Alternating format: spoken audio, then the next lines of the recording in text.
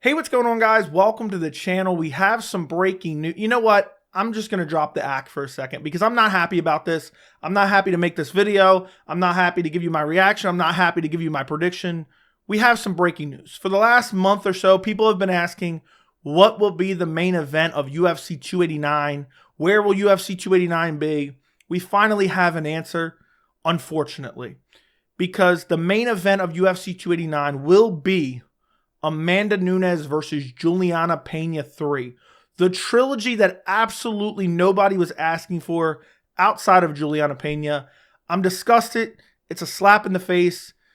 And thankfully, the UFC has kind of spoiled us with early 2023 fight cards because, Islam versus Volk, incredible. Jones versus Cyril Gane, absolutely stacked, but amazing main event. Now we're getting up to, Adesanya Pereira's tomorrow. Can't wait for that.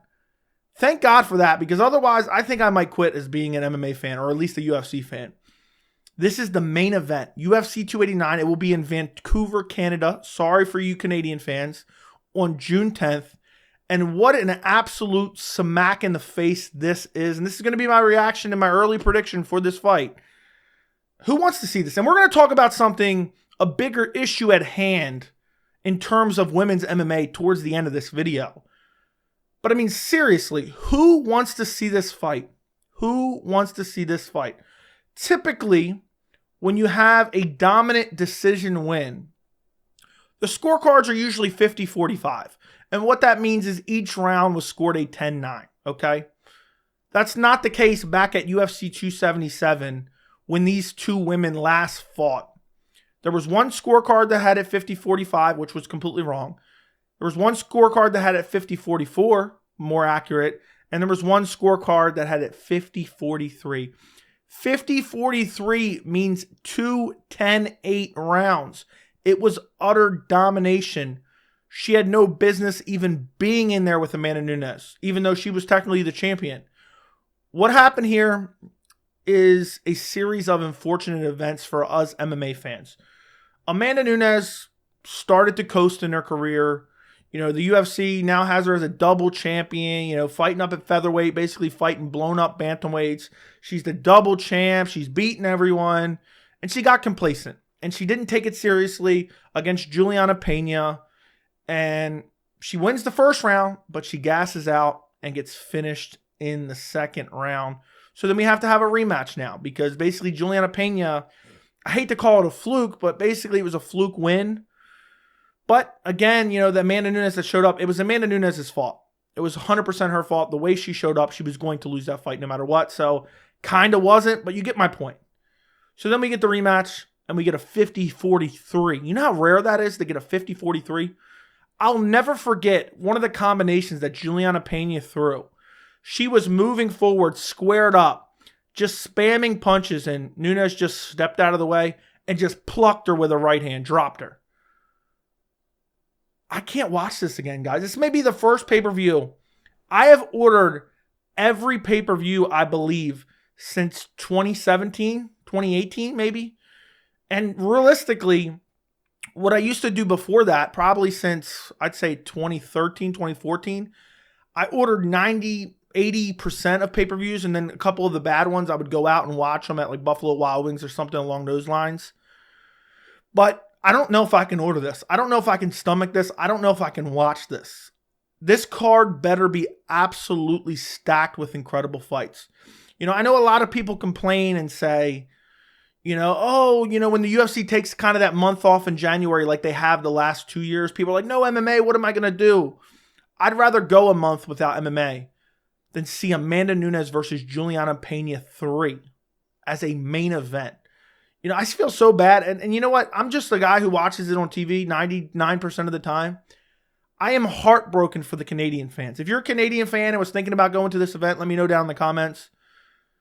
I feel bad for you. I'm heartbroken for you. Imagine you're like, when's the UFC coming back to Canada? When are they coming back? I can't wait to go to the event. And they're like, yeah, we're coming back. We're going to bring a card to you. And you get Amanda Nunes, Julianna Pena 3. And the thing is, I wish they would have held off and announced this in like a couple days. This just took a big old shit right on Adesanya versus Pereira too. I am beyond excited for UFC 287. and they got to announce this crap to bring us down. I'm praying something happens. Somebody pull out, somebody get injured, cancel the whole card for all I care. I don't want to watch this, guys. I don't want to pay for this. $85.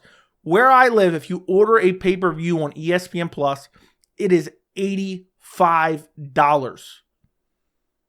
The main event is Nunes versus Pena 3. And I know what somebody's going to say down in the comments.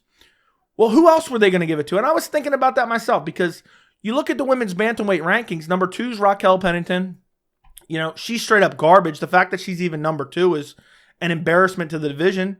But at least she's on a 5-fight win streak, even though her last fight was kind of a robbery against Ketlin Vieira. But it's better than watching a girl that just got 50-43'd fighter. She got dominated in the last fight. Got dominated in the striking, got dominated in the grappling. It was not a competitive fight. It was not a competitive fight. It was about as competitive as, you know, if I went in there right now and fought Leon Edwards. That's how competitive Nunes versus Pena would be. You know, basically, if Leon had no power, you know, and I can't watch this. I don't want to watch this. But it would have been better, I think, Raquel Pennington. I know they fought before, but that was years ago. Then you have number 3, Holly Holm. She's only on a 1-fight winning streak, but the fight before that was a split decision. They love giving Holly Holm undeserved title shots anyway. Would have been more competitive, in my opinion. She just beat Yana Santos, and it was fairly dominant. I mean, I don't know. We're going to get to a harder discussion about women's MMA in a minute. Ketlin Vieira's on a losing streak. Irene Aldana. It could have made sense, and it was rumored that it was going to be Irene Aldana.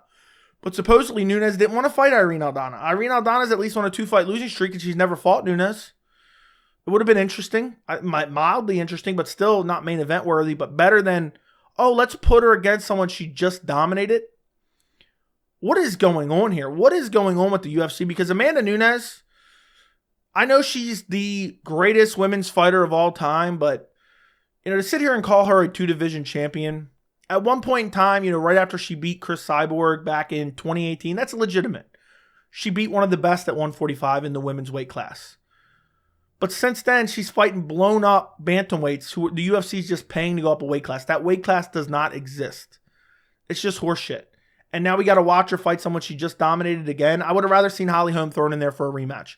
She fought Nunes, you know, a couple years ago. She got finished. You know, that was back in 2019. It's been 4 years. Maybe Holly Holm can turn it around with her newfound grappling. But yeah, this is depressing news. This is horrible on the eve of UFC 287, which I will be doing a full live stream for. So if you care to join me for that, you know, make sure you subscribe to the channel, turn on notifications. But as far as a prediction for this fight, do I really need to tell you guys a prediction, an early prediction for this fight? Unless Amanda Nunes, you know, gets into a car accident and, you know, comes in, you know, injured, has broken bones of some sort, but she wants to fight and collect that paycheck. Even then, I wouldn't pick Pena. Amanda Nunes by destruction. Amanda Nunes by utter destruction and domination.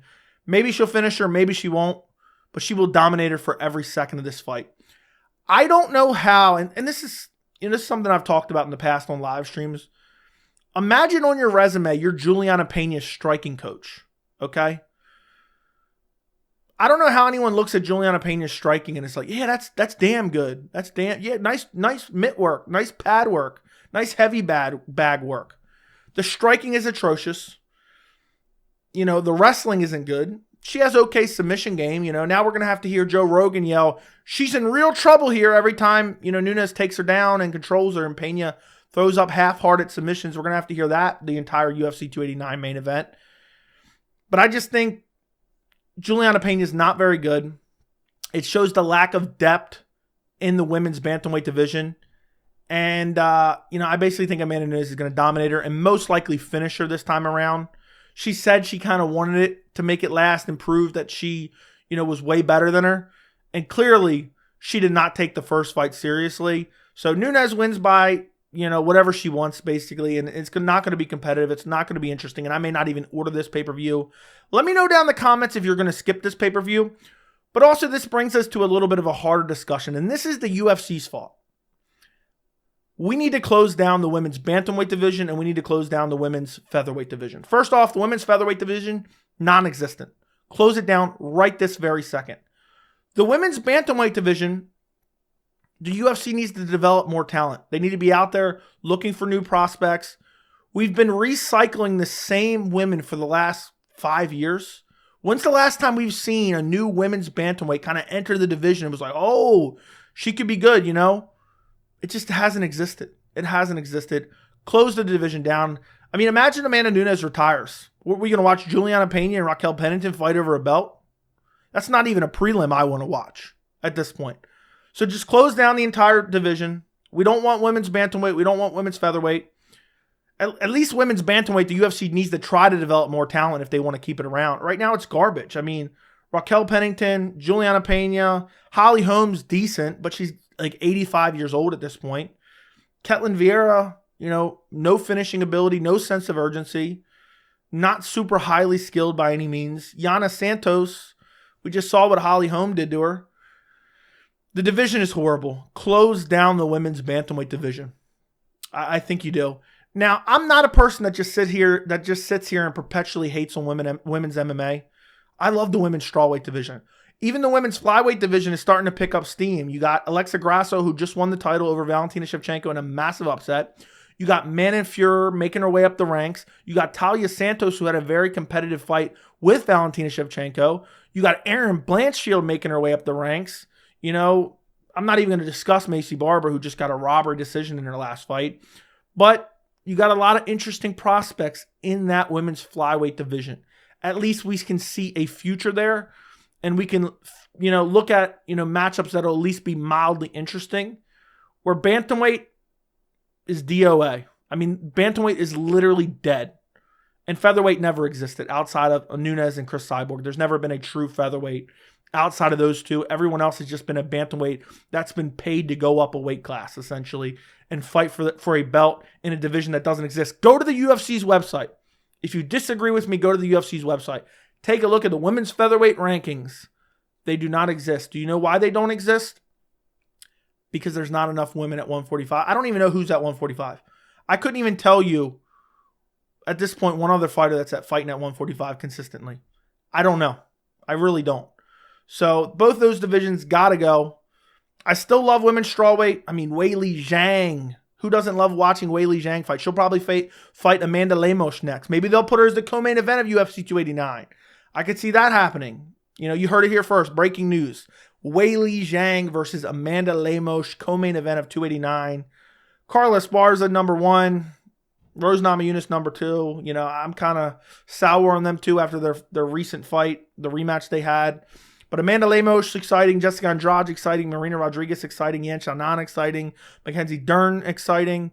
At least we got some highly skilled fighters in that division. And, you know, I love women's strawweight. I know people just say, get rid of women's MMA in general. No, don't get rid of women's MMA in general. Just get rid of bantamweight and featherweight because those divisions are either non-existent or downright dog shit. You know, bantamweight, cough, cough, bantamweight.